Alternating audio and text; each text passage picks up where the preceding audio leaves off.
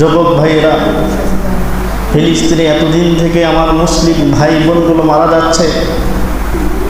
বাংলাদেশে কিছু একটা হলেই আমরা আন্দোলনে নেমে পড়ি, কিন্তু কথা ছিল গোটা বিশ্বের মুসলমানগুলো হলো পুরা একটা বডি, পুরা একটা শরীর।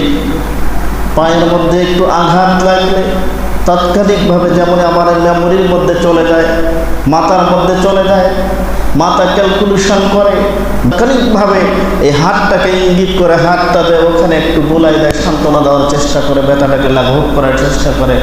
ঠিক তেমনিভাবে আমাদের মুসলিম উম্মার দায়িত্ব হলো আমরা উম্মতে মুহাম্মাদি পৃথিবীতে বর্তমান যতগুলো মুসলিম ভাই বোন আছে সবগুলো আমাদের একটা বডি, সবগুলো আমরা হলে একটা শরীর।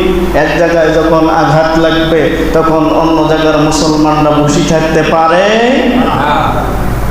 সুতরাং আমাদের যার যতটুকু সামর্থ্য আছে যে যেভাবেই পারি আমরা এটার প্রতিবাদ জানাবো। আল্লাহ কবুল করুন।